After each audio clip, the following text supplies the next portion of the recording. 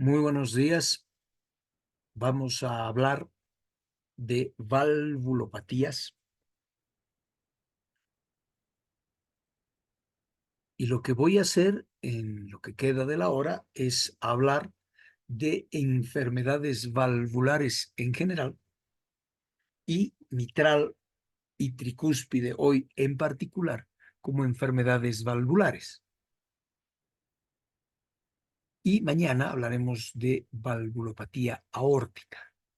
¿Qué es una valvulopatía? Es una enfermedad valvular. ¿Qué es una válvula normal? Es una estructura muy fina que permite un flujo de sangre en una sola dirección, que tiene unas compuertas translúcidas muy finas que cierran de manera casi perfecta y que se nutren por imbibición o por difusión pasiva y que ofrecen una baja resistencia al flujo. ¿Qué significa? Que la válvula trata de mantener las presiones equitativas en un lado y el otro cuando está cerrada y permite un flujo libre cuando está abierta. Una enfermedad valvular es un defecto de una de estas válvulas que puede tener cualquier etiología, que va a producir alteraciones de la función o de la estructura valvular, que va a resultar en tres posibles defectos: el cierre de la válvula, obstrucción o estenosis; la incompetencia, regurgitación o insuficiencia, o una combinación de las dos.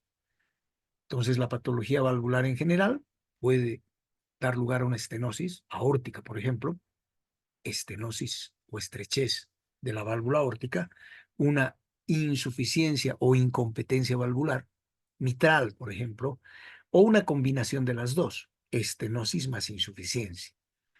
Hay algunos textos, fundamentalmente a la década del 70, producidos en general también en el Cono Sur, que hablan de una combinación de estas dos enfermedades, estenosis más insuficiencia, y le dan el nombre de enfermedad.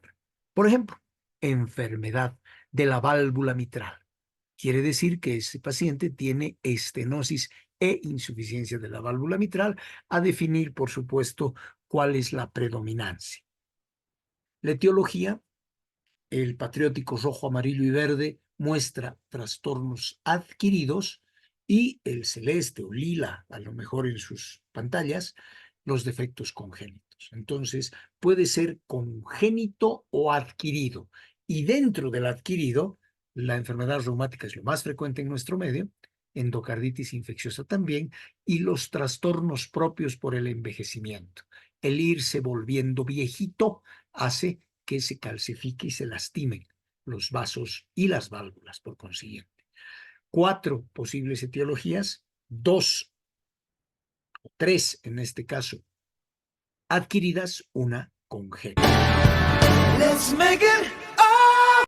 Los 3 mosqueteros eran originalmente 4, y 4 son las válvulas que se pueden afectar, y 4 son las posibles etiologías que hay que considerar: reumático, infeccioso y por envejecimiento degenerativo como adquirido, y lo congénito que mencionaba. Fíjense este artículo de la revista española de cardiología y este otro de la revista portuguesa de cardiología, donde hablan del estado actual de la regurgitación valvular mitral degenerativa. Hay expertos en cada área que terminan dilucidando solamente un tipo de lesión valvular y de una sola válvula. ¿Qué es lo que pasa con la insuficiencia, incompetencia o regurgitación valvular? El contenido no es bien agarrado por la válvula y, como en el caso de esta imagen, que es un apical 4 cámaras invertido, el ventrículo izquierdo está aquí, la sangre de aurícula baja a ventrículo izquierdo y de ventrículo izquierdo vuelve con este chorrito verde. Entonces es una sangre que está volviendo a la cavidad que la tuvo antes, a la cámara precedente. En esta otra imagen lo que tenemos es una imagen invertida también de ventrículo izquierdo y aurícula izquierda. La aurícula izquierda está abajo, el ventrículo izquierdo está arriba, una cuestión de transductor solamente, y la sangre ha salido de ventrículo izquierdo hacia aorta, y de aorta está volviendo hacia el ventrículo izquierdo. Vuelve hacia la cavidad que tuvo esa sangre previamente. En cambio, la estenosis valvular es un defecto en el cual la válvula está tiesa, dura, se ha producido una resistencia al paso de la sangre, hay más fuerza de un lado que del otro.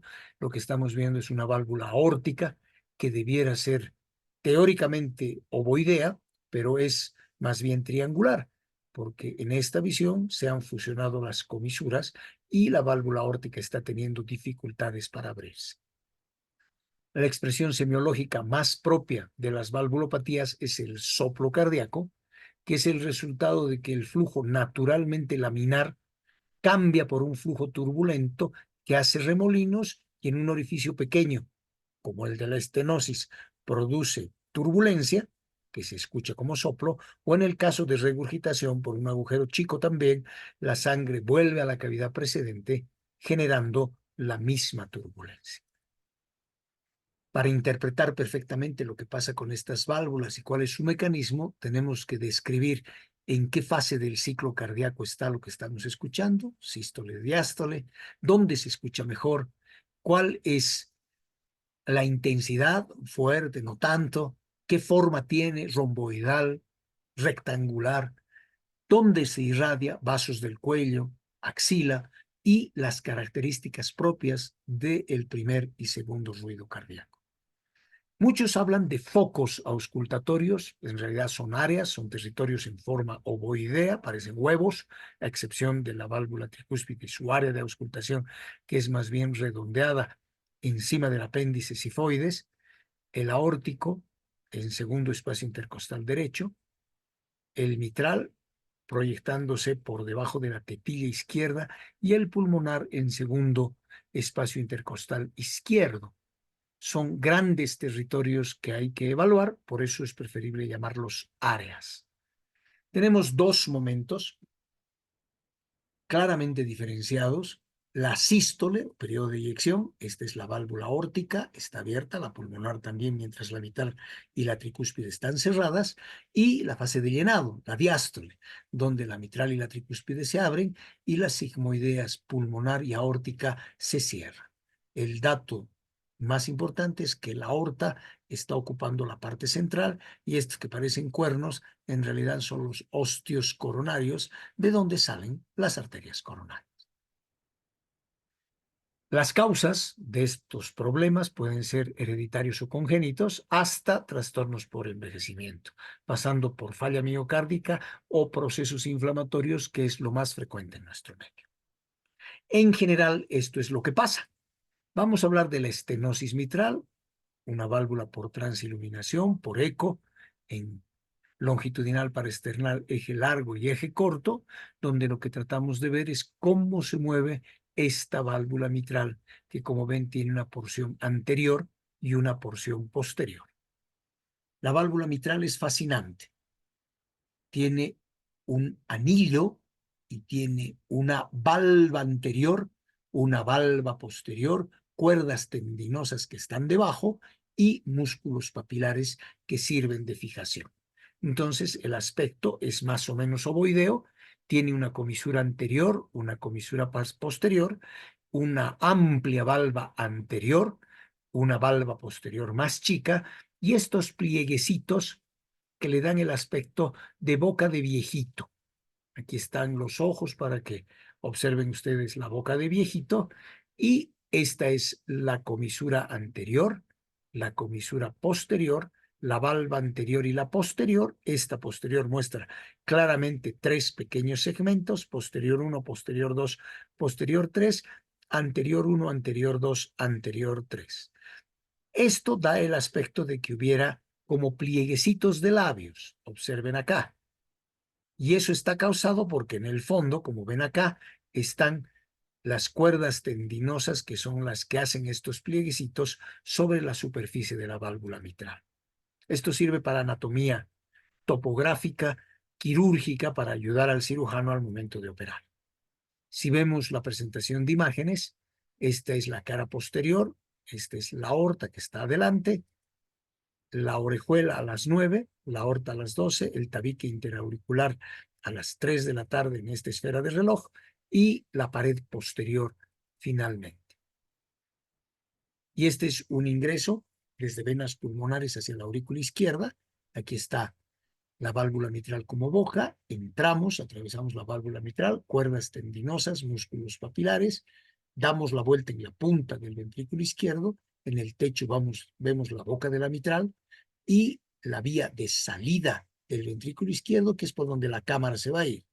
Va bordeando la valva anterior de la mitral y termina saliendo por el tracto de salida hacia la circulación sistémica. Lo interesante de la válvula mitral es su aspecto. Tiene el aspecto de una papita frita Pringle. Este es un espacio publicitario no pagado, que tiene el aspecto de una silla de montar. De hecho, la válvula mitral tiene un nombre, tiene el aspecto de un paraboloide hiperbólico que parece la papita frita y, si me permiten ustedes, parece también el techo de la piscina olímpica de Alto Brajes. Esta es una imagen de dron donde podemos ver que el aspecto es terso, es fino, pero tiene una disposición bastante complicada anatómicamente, en silla de montar, lo que hace que sea muy difícil la reconstrucción manual de esta válvula. Un orificio de la válvula estirado completamente puede llegar entre 4 a 6 centímetros cuadrados, y lo interesante es que no va a haber ningún tipo de cambio significativo hasta que esta área valvular esté prácticamente en la mitad, entre 1.5 y 2.5 centímetros cuadrados, que es cuando es una estenosis mitral leve. Ojo, solo se produce síntomas durante el esfuerzo cuando el área es más pequeña todavía, entre 1 y 1.5, que es una estenosis mitral moderada, y cuando el área valvular es menor a un centímetro cuadrado, se habla de estenosis mitral severa. Es posible que haya una estenosis mitral crítica, donde pues el área valvular es mucho más pequeña todavía, menor a 6 milímetros, según algunos autores, menor a 5 milímetros, menor a medio centímetro, según los más. ¿Cuál es la etiología? En nuestro medio todavía la enfermedad valvular reumática está presente en el 90% de los casos, puede ser congénita, puede ser degenerativa y puede coexistir con la afección de otra válvula entre un 20 a 30%. La etiología es muy variada. Aquí ven como un conito y una piedra, algo que entra y sale como catapulta. Este es un adenocarcinoma de válvula mitral, metastásico, cáncer en el aparato valvular, en el anillo y en la válvula propiamente dicha. No es lo más común en nuestro medio es la enfermedad reumática o valvulopatía inflamatoria, postinflamatoria, puede ser congénita, no es tan frecuente, y hay otras causas, ¿no? La enfermedad de Pompe, la enfermedad de Gaucher, mucopolisacaridosis, síndrome carcinoide, fibroelastosis endomiocárdica, que vamos a ver un poco más adelante cuando hablemos de miocardiopatías. La clínica es mucho más frecuente en mujeres en una relación de 3:1. La disnea es lo más común por elevación de la presión de enclavamiento, presión en la aurícula izquierda. El paciente va a tener hemoptisis, lo vamos a ver en un short de fisiopatología en un instante, y el paciente puede tener ronquera por compresión del nervio laringio recurrente. Una válvula mitral estenosada, con las paredes muy gruesas, una dificultad del paso de la aurícula hacia el ventrículo, con aumento de la presión intracavitaria y crecimiento de la aurícula izquierda. Eso va a llevar a trastornos del ritmo, fibrilación auricular. Esto va a llevar a elevación de la presión hacia las venas y capilares pulmonares de manera retrógrada, con un grado de hipoxia alveolo-capilar y fenómenos de trasudación, no solamente de líquido como edema de pulmón cardiogénico, sino además la salida por diapedesis de los glóbulos rojos, que van a terminar pintando el pulmón primero y la carita de las personas después. Los atrevidos le dicen facies mitral, debe decirse facies policromática, porque lo que pasa es que la carita termina con muchos colores. Puede haber un edema intersticial y un edema pulmonar, por supuesto, y esta diapedesis que ha producido los cambios faciales puede llegar a hemoptoicos o a hemoptisis franca con hipertensión arterial pulmonar y luego la insuficiencia cardíaca derecha. Un izquierdo que se volvió derecho como el curso evolutivo de la patología.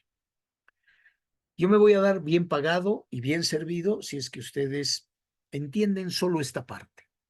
Para hacer el diagnóstico se deben tener que considerar 5 puntos. Lo primero, ¿a qué fase del ciclo cardíaco corresponde el fenómeno auscultatorio de la estenosis mitral?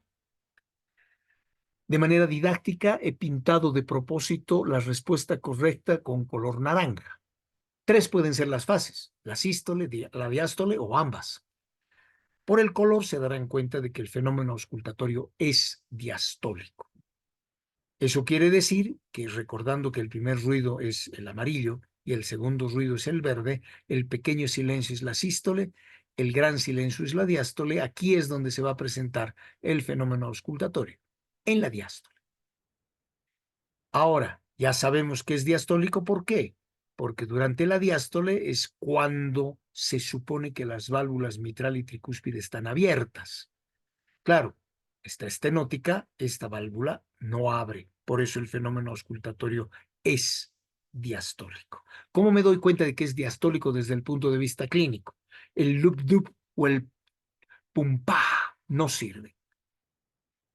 ¿Qué es lo que debo hacer? Cada vez que ausculto debo palpar el pulso radial en simultáneo. Si lo que yo escucho coincide con el pulso, eso es sistólico. Si lo que yo escucho no coincide con el pulso, eso es diastólico. Y en este caso, el fenómeno auscultatorio no coincide nunca con el pulso. Es diastólico. La otra cosa que hay que ver es, ¿dura toda la diástole? 2 posibilidades, sí o no. Por el color se darán cuenta de que no dura toda la diástole. Y si recordamos lo que nos han enseñado en fisiopatología, que el pequeño y el gran silencio se dividen en 3 fases, proto, meso y tele, coincidirán conmigo de que, por lo que se ve, el fenómeno auscultatorio es mesotelediastólico. Al principio no pasa nada porque la protodiástole se conoce con el nombre de fase isométrica o isovolumétrica y el prefijo iso significa igual, de tal manera que en la fase isométrica no hay cambio de dimensiones y en la fase isovolumétrica, que es su otro nombre, no existe cambio de volumen. Como no hay modificación de tamaño ni de volumen, en esa fase no suena nada. El fenómeno auscultatorio es mesotelediastólico, no es holodiastólico. ¿Cuál es el tono? Hay 2 tipos de tonos en general, tono alto o agudo o el tono grave o bajo. Por el color se habrán dado cuenta que el fenómeno auscultatorio mesotelediastólico es de tono bajo. ¿Cómo diferencio uno del otro? Ese es un tono agudo.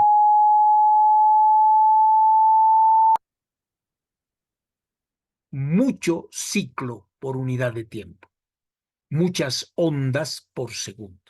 Y un tono grave o bajo es así.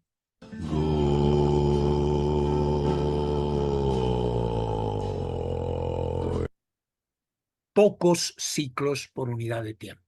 Entonces, este fenómeno auscultatorio mesotelediastólico es de tono bajo. Nos quedamos con esto y esto lo ponemos en el lugar que le corresponde. Aquí, mesotelediastólico, de tono bajo. El cuarto elemento es el timbre. ¿Qué nos dice la Wikipedia del timbre? El timbre es una cualidad del sonido. Es el número de semitonos agregados al tono fundamental. Es la cantidad de vibrados. El timbre siempre tiene que ser un ejemplo, siempre se tiene que parecer a algo. ¿Y qué puede parecerse a esto?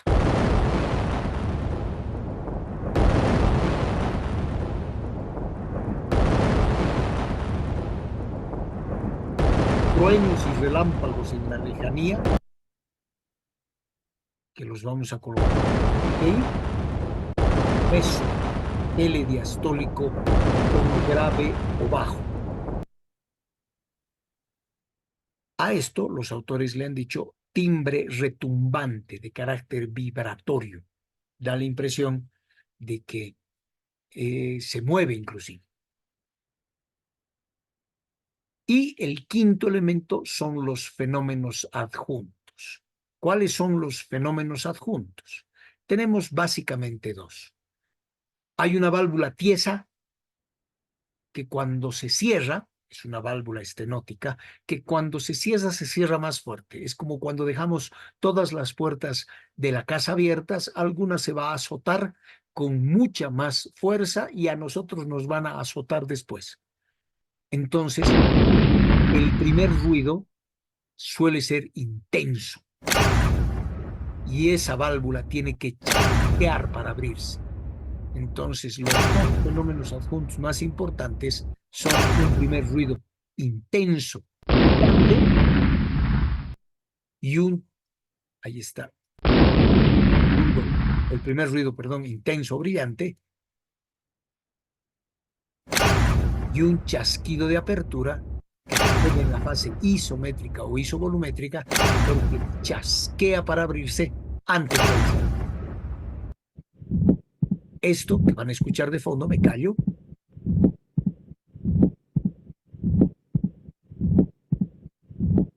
se conoce como ritmo de Durosies. Y el ritmo de Durosies tiene algunos elementos. El primer dato es el retumbo mesodiastólico, el soplo mesodiastólico, solo el meso, no el tele, solo el meso, que lo vamos a llamar el reforzamiento presistólico o telediastólico, que lo vamos a llamar el primer ruido intenso, brillante, que lo vamos a llamar el segundo ruido, el verde, que lo vamos a llamar ta, y el chasquido de apertura, que lo vamos a llamar ta. Entonces, ahí tenemos el reforzamiento presistólico o telediastólico, que los autores argentinos lo llaman patada auricular, el primer ruido intenso, brillante, el segundo ruido y el chasquido de apertura. Entonces tenemos un retumbo meso, un reforzamiento pre, un primer ruido intenso, brillante, el segundo ruido y el chasquido de apertura. Esto es lo que a ustedes les han tratado de enseñar como el rufut tata. La sístole está limpiecita, el ru es el soplo meso, el fu es el soplo tele o presistólico, el primer ruido intenso o brillante, ta, el segundo ruido, ta, el chasquido de apertura.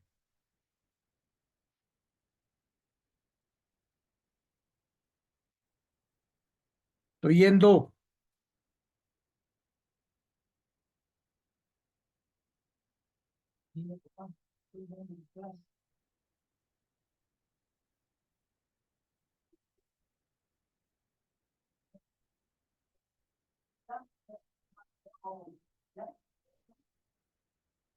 Estoy ahí, estoy hablando aquí, ya le he puesto pausa y voy a seguir grabando. No me falta mucho.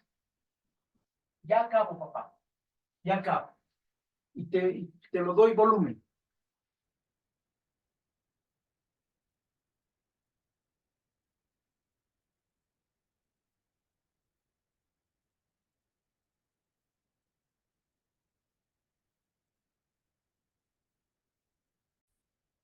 Esta cadencia de duro sies, el rufut tata, ha sido un intenso brillante, ha sido descrito con una maestría que puede evaluarse con ritmo de Durosier, Jean-Paul Durosier, el retumbo,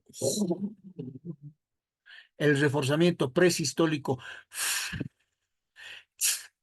el primer ruido intenso brillante, ta, el segundo ruido, ta, el chasquido de apertura. Y aquí está una fonocardiografía donde encontramos el primer ruido intenso, este número 1 en romanos es el primer ruido, este es el segundo ruido, la che es el chasquido, el retumbo o soplo meso diastólico, y el presistólico, el soplo presistólico. Entonces esto es ta, ta, ta, ta. Este es ta, ta. Segundo ruido, chasquido de apertura. Segundo ruido, chasquido de apertura. Ta, ta. El rufut. Ese es el primero. Ahí está el otro primero, entonces este es el segundo y este es el chasquido de apertura. No siempre se lo escucha porque debemos considerar que los humanos tenemos diferentes cualidades de la curva logarítmica del audiograma humano. Cada uno de nosotros escucha lo que puede y a veces lo que quiere. Hay oídos clínicamente puros, hay oídos musicales. Y hay gente que se da cuenta de esto con una facilidad asombrosa. La fisiopatología en facilito, la válvula mitral gruesa y fea, una aurícula grandota, entra en fibrilación auricular y se forma cálculos, de manera retrógrada aumenta la presión venosa pulmonar, venocapilar pulmonar, edema pulmonar, diapedesis de glóbulos rojos, hemosiderosis, hemocromatosis que lo pinta todo, aumento de la presión retrógrada hacia arteria pulmonar, crecimiento de ventrículo derecho, falla cardíaca derecha. Un izquierdo que se volvió derecho. Los exámenes auxiliares con esa clínica espectacular nos van a mostrar en el electrocardiograma crecimiento de aurícula izquierda, desvío del eje a la derecha por crecimiento del ventrículo derecho, un izquierdo que se volvió derecho, y finalmente la fibrilación auricular, el cambio del ritmo de los pacientes que de sinusal pasan a fibrilación. Este es un electrocardiograma. Voy a hacer un zoom de esta imagen en V3 y en V4. Ahí vamos. Una onda P ancha y bimodal de crecimiento de aurícula izquierda que puede terminar luego en fibrilación auricular. Un tip, en realidad dos. La fibrilación auricular se caracteriza, uno, por ausencia de la onda P. La onda P es reemplazada por ondas F minúsculas de fibrilación auricular, ausencia de onda P e irregularidad de los ciclos. Auscultatoriamente, de aquí a aquí hay una frecuencia, de aquí a aquí hay otra. Irregulares los ciclos. Clínicamente, ¿cómo me doy cuenta que un paciente está en fibrilación auricular? Es exactamente igual que escuchar o ver a un europeo bailando música nacional. Voy a poner apenas un par de compases porque YouTube penaliza estas cosas, así que espero que se imaginen lo demás. Toda la gente me está mirando por... Un desastre. ¿Qué vamos a encontrar en la placa de tórax? En el perfil izquierdo vamos a encontrar 4 arcos. El arco correspondiente a la aorta, el arco correspondiente al tronco de la arteria pulmonar, el arco correspondiente a la orejuela de la aurícula izquierda y el arco correspondiente al perfil del ventrículo izquierdo. Y en el lado derecho vamos a encontrar 2 perfiles, que lo explico apenas en un instante. Veamos una imagen más ampliada.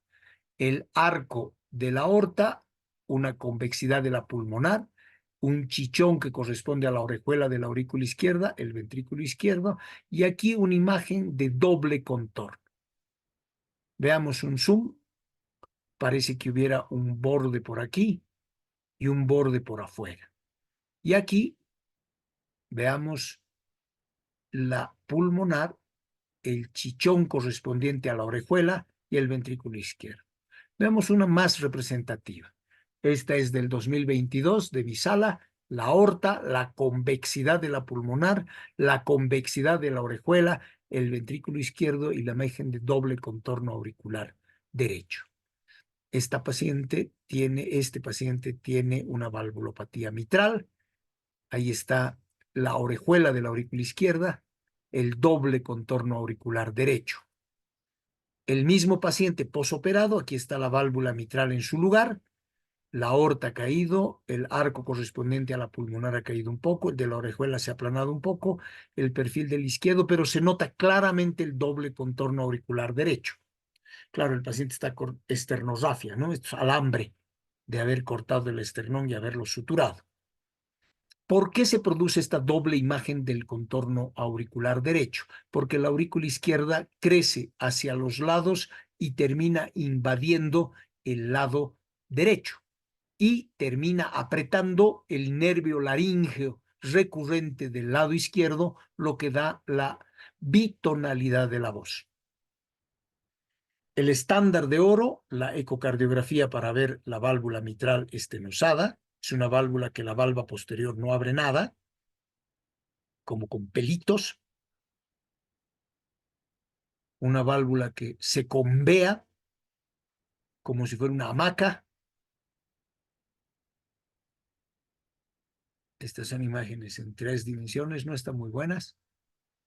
Aquí tenemos una válvula que se abre como si fuera, esta es una imagen de eje corto, una válvula que no abre bien,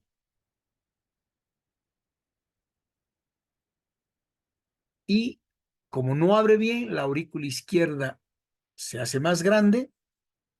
Normalmente la separación de las cúspides de la aorta, 1.9 centímetros, 19 milímetros debería ser lo que mide aquí atrás, las dos deberían ser del mismo tamaño, esto está mucho más grande, y lo que encontramos es una valva anterior gruesa con una valva posterior que sigue al movimiento de la valva anterior y que en una imagen Doppler a color nos muestra turbulencia solamente al llenarse, fenómeno diastólico puro. Aquí tenemos la válvula mitral estenosada con un área de calcificación comisural. Y aquí tenemos una válvula que apenas abre, es un triangulito ínfimo que está queriendo abrir con un área valvular realmente muy chiquita. Lo interesante es que arriba, en la aurícula izquierda, se forma esta turbulencia como humo, smoke en inglés. Humo es contraste espontáneo, y este contraste espontáneo es rémora sanguínea que forma coágulos en la orejuela y coágulos que pueden migrar a través de la válvula e irse al sistema nervioso central como accidente vascular cerebral. Fíjense, este es el movimiento en domo o en palo de hockey. Vamos a ver si la puedo parar. Ahí está, en palo de hockey. La valva posterior se abre poco, una estenosis mitral. Y aquí tenemos las nuevas tecnologías de la válvula, para ver, de eco. La válvula desde la cara, esta es la orejuela, este es desde la cara auricular, la válvula que es como una boquita, y podemos dar la vuelta y tenemos la válvula desde la cara ventricular con los músculos papilares aquí, y podemos tener imágenes tridimensionales espectaculares con reconstrucción, con los nuevos equipos que se tienen, que son carísimos. ¿Qué hay que hacer? Desde el asintomático hasta el paciente con clase funcional 3 o 4, pacientes que tienen estenosis mitral de moderada a severa, podemos hacer seguimiento, expectación armada, valvuloplastía, la vamos a ver en un instante, o cambio valvular, que lo vamos a terminar de ver mañana. Hay guías, esta es la guía 2017, esta es la 2021 para el manejo de enfermedades valvulares en todo el mundo. ¿Y qué dice? El tratamiento: hay que utilizar diuréticos de asa, dietas pobres en sal. Se puede utilizar digoxina como inótropo positivo y disminuidor de la frecuencia auricular. Se pueden utilizar beta bloqueantes. Se tiene que prevenir la endocarditis de una válvula que está lastimada. Hay que prevenir la formación de coágulos, anticoagular al paciente idealmente, y, si se puede, cambiar la válvula. Al principio no hay mucho dinero para cambiar la válvula, entonces cuando es una estenosis, solo una estenosis, estamos en el capítulo de estenosis, se utiliza este balón, este globito, que es el balón de Enove. Enove. Este balón tiene una parte amarilla, un poco más intensa, que es la cinturita. ¿Qué se hace? Se introduce, se entra por vena cava, se atraviesa el tabique interauricular y se infla uno de los extremos en el ventrículo izquierdo, la cinturita, que es la más durita del globo, va a la válvula y el otro, la segunda parte, el 8, el redondo de arriba, va a inflarse dentro de la aurícula. Entonces queda de esta manera hasta que a la mala, ¡crack!, rompemos la válvula para tratar de obtener una valvuloplastía. Veamos la imagen. Tenemos una válvula mitral enferma, una válvula mitral sanita. Entonces vamos a trabajar sobre esta válvula a través de un cateterismo venoso. Se llega a cava inferior, de cava inferior a aurícula derecha y de aurícula derecha, trocotro, se pasa el tabique interauricular, se abre el balón y se lo infla a la mala, produciendo una apertura de esa válvula mitral, una valvuloplastía mitral con balón, con la intención de devolverle la funcionalidad. Para, por supuesto, rompemos ahí adentro y vamos a provocar incompetencia, pero estamos comprando tiempo. Lo que podemos observar es aquí la punción transeptal. Nos estamos acercando con el tabique hacia el tabique y vemos que se atraviesa el tabique interauricular, troc, se infla el balón de Nove, la cinturita en aurícula, se abre en ventrículo, en aurícula, y luego nos salimos. Fíjense, este es el balón ventricular, este es el auricular, y se lo abre al medio y después se sale. Se compra tiempo, porque lo que se tiene que intentar es definitivamente el cambio valvular.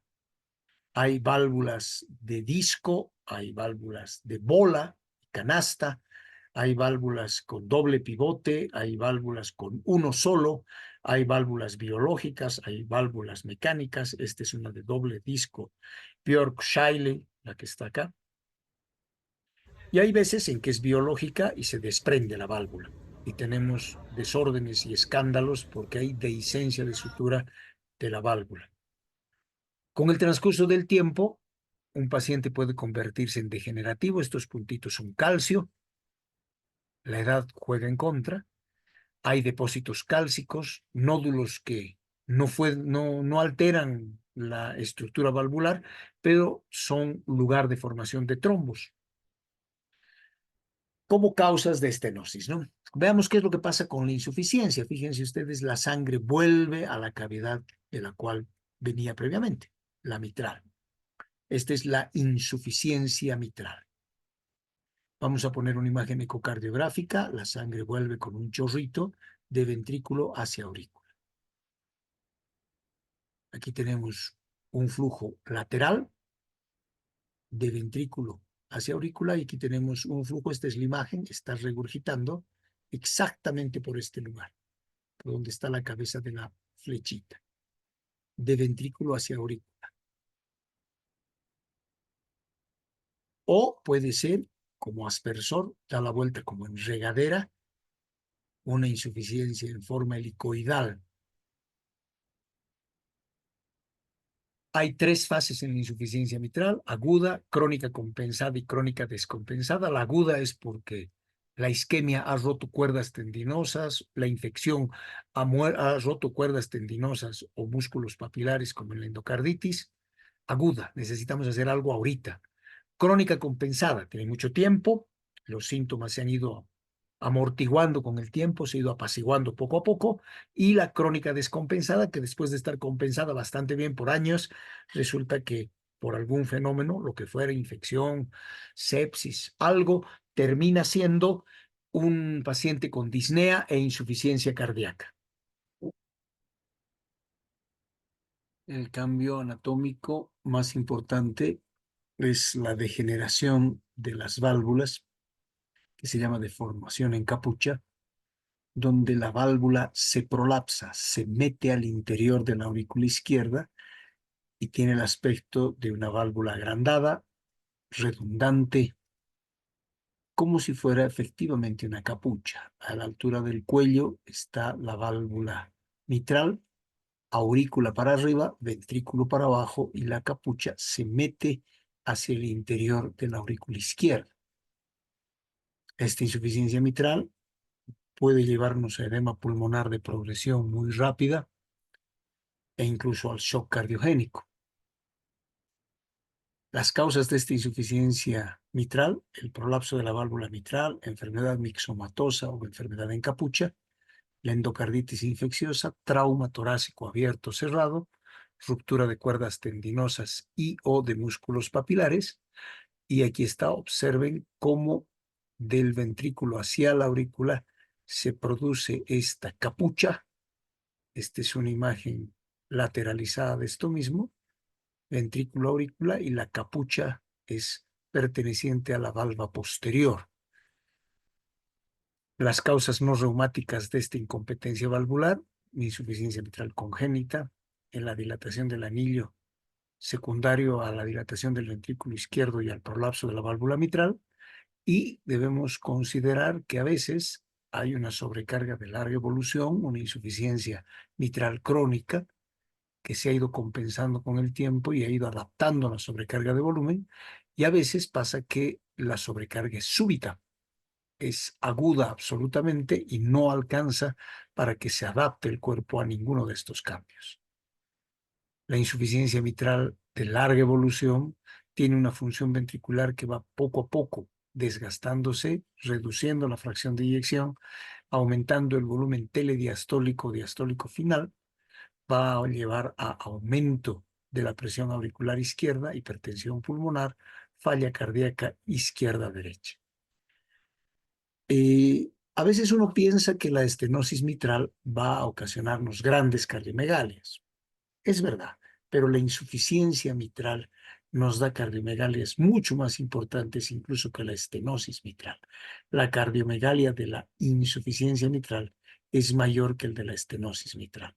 Fíjense esta imagen como de botellón, como de copa de champán invertida, frente a esta de la estenosis mitral. Evidentemente, la placa de tórax va a mostrarnos cardiomegalias más notables en el caso de insuficiencia mitral. ¿Qué es lo que pasa?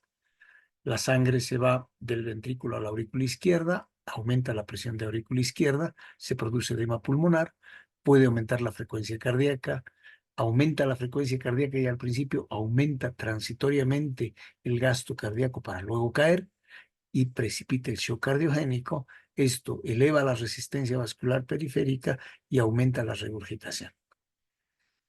Basándonos en el mismo principio de qué fase toda, cuál es el tono, el timbre, los fenómenos acompañantes. El fenómeno auscultatorio de la insuficiencia mitral es sistólico, dura toda la sístole, es pansistólico, de tono alto o agudo, con timbre en chorro de vapor, ese chorro con el que se lavan autos. Vamos a escucharlo. Pansistólico, de tono alto o agudo, que tiene como fenómenos adjuntos la irradiación o la propagación hacia hueco axilar o hacia el espacio interescapulovertebral. Entonces tenemos pacientes que tienen un soplo pansistólico y una irradiación hacia el hueco axilar o al dorso. El electrocardiograma nos va a mostrar un crecimiento auricular izquierdo, una fibrilación auricular, si la gente ha empezado su padecimiento de manera muy precoz, y crecimiento ventricular izquierdo, porque la sangre va de ventrículo izquierdo a aurícula izquierda, de aurícula izquierda a ventrículo izquierdo otra vez, de ventrículo izquierdo regurgita aurícula y así sucesivamente en un vaivén sanguíneo. Pueden observar ustedes acá, hay un flujo de regurgitación que es la onda verde que va pegadita a la pared y que está volviendo por un agujerito que lo estoy señalando con la cabeza de flecha o con la manito, el orificio por válvula fenestrada. ¿Qué es lo que se hace en la evaluación? Hay que ver si está en función normal y hacer evaluación periódica clínica cada 6 meses y eco cada año, hasta que vemos si la reparación es posible. Hay que hacer tratamiento médico o hay que hacer tratamiento quirúrgico. Mientras se espera el tratamiento quirúrgico, se puede utilizar nitroprusiato, dopamina, dobutamina, balón de contrapulsación aórtica, varias cosas que van a darnos tiempo hasta que se opere y se haga una manufactura tratando de reparar los desastres, los desórdenes de la válvula, pero tratando de preservar esa forma de paraboloide hiperbólico del que había hablado al principio. Hay verdaderos artistas en la artesanía de resolver quirúrgicamente con o sin anillos, hemianillos o anillos completos que se pueden colocar en posición mitral o en posición tricuspidia. El profesor Alain Carpentier fue uno de los precursores, un francés, en estos anillos, un caballero que tiene 90 años ahora, con aplicadores para tratar de mantener la forma del anillo en el disco y colocar como base del anillo mitral para mantener la forma. Se pueden hacer resecciones en U, en T, en y de hecho se pueden hacer hasta reparaciones de la válvula mitral con neoformación de cuerdas, nuevas cuerdas hechas quirúrgicamente. Esta es una muestra para tratar de ver cómo se adapta el anillo y cómo es de móvil en el anillo eh, artificial sobre el anillo valvular. Y finalmente esta que es la parte final, la parte del mensaje de la canción. Hay una incompetencia valvular. Esta es una válvula mitral que prolapsa, una válvula en capucha. Vean ustedes cómo es de diferente esa capucha de una degenerativa a una funcional. El paciente regurgita, la válvula se prolapsa, se proyecta hacia el interior y lo que se hace es lo que habíamos visto, se coloca un clip de manera parecida a lo que se hacía con valvuloplastía, abriéndolo a la mala, esto es cerrándolo a la mala. Un aplicador del Mitra Clip, que es una de las marcas internacionalmente aceptadas para el manejo, es como una pistola que introduce a través de la vena femoral en la ingle el catéter que va a llegar con la guía hasta vena cava inferior, a través del foramen oval lo va a atravesar o se va a poder producir una punción del tabique interauricular, se introduce el mandril y con el mandril se introduce la guía con la cual va a entrar el Mitra Clip que entra cerrado, el clip como el clip de papel, el clip pisa papeles que entra cerrado y se proyecta hacia el interior de la aurícula, se hace con seguimiento ecocardiográfico, se deflecta, se mueve, se atraviesa hacia el interior de esta válvula mitral incompetente, se lo introduce abierto, se pasa por el medio de la válvula mitral, se observa dónde está el chorro de regurgitación, se introduce hacia ventrículo izquierdo, se afirma entre cuerdas tendinosas y se va subiendo, enganchando el clip y verificando primero, antes de soltarlo, si es que hay regurgitación o no. Y fíjense que se ha cerrado la mitral como si fuera el hocico de un chancho, con dos orificios. Hay todavía regurgitación en esta nuestra muestra, en este nuestro gráfico. Podemos soltar el clip, alinearlo bien, reitero por ecocardiografía transesofágica, se coloca bien el clip y finalmente se suelta y se sale. ¿Qué es lo que va a producir este tejido? Una reacción inflamatoria y esta reacción va a producir el depósito de fibrina que va a cerrar a la válvula mitral a la mala en una progresión completamente inversa a la valvuloplastía. De una regurgitación mitral importante a una pseudoestenosis que se utiliza en personas de la tercera edad, porque se les da 7, 10 años. Fíjense ustedes, aquí está el clip al medio, aquí está el Mitra Clip en posición mitral y vamos a ver ese orificio como hocico de chancho, como lo dijo. Hay todavía un grado de regurgitación. Aquí está localizado al medio de la válvula mitral, dos orificios. En el prolapso de la válvula mitral, esta válvula blandita o redundante, esta es la que decía en capucha, tiene sus secretos. El prolapso de la válvula mitral, que se llama enfermedad de Barlow, a la auscultación, lo que tiene es sonidos variables si el paciente está en decúbito, sentado, de pie o de cuclillas. Se han hecho una serie de investigaciones en relación a estos cambios y esto pues es parte del arte del explorador, el arte del semiólogo para definir este clic mesosistólico característico del prolapso de la válvula mitral. Nos vamos ya para terminar a esta fisiopatología rapidita. El flujo de regurgitación vuelve a la aurícula, de la aurícula al ventrículo, del ventrículo hacia la aurícula.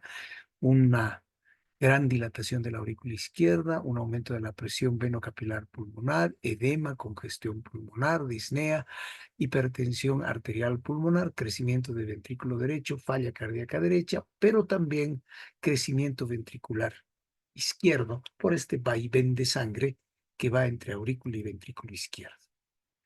El mensaje final: siempre hay que dudar de los soplos diastólicos toda la vida. No es normal que uno tenga un soplo que no coincide con el pulso. De hecho, hay que sospechar siempre. Ningún soplo es completamente normal. Se debe sospechar hasta demostrar lo contrario. Muy brevemente, la válvula tricúspide puede estar estenosada como un obstáculo al vaciamiento de la aurícula derecha, con hipertensión portal y un sistema venoso sistémico muy congestionado. Puede haber fatiga, hipertensión venosa, ingurgitación yugular, ascitis, hepatomegalia, y hay que considerar los que tienen problemas de estenosis tricúspide, tienen valvulopatía mitral o aórtica.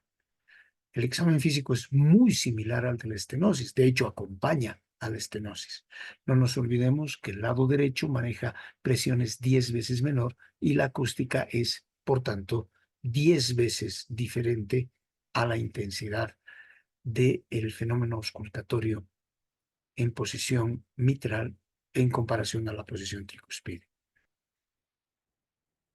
Electrocardiográficamente tenemos crecimiento de aurícula derecha, radiográficamente también, todo lo que es concomitante valvulopatía mitral, porque es realmente excepcional una estenosis tricuspidea sin estenosis mitral. ¿Qué es lo que hay que hacer como tratamiento? Cortar la válvula, valvulotomía y en el peor de los casos, cambio valvular tricuspideo. ¿Qué hacemos en la insuficiencia tricuspidea? En pequeño grado, el 70% de la población de todos los adultos normales tenemos algún grado de insuficiencia tricuspidea. Hay que buscar cualquier condición que lleve hipertensión pulmonar, infarto, miocardiopatía dilatada, anomalías congénitas, endocarditis, trauma, fiebre reumática, cardiopatía reumática, carcinoide, Marfan, degeneración mixomatosa.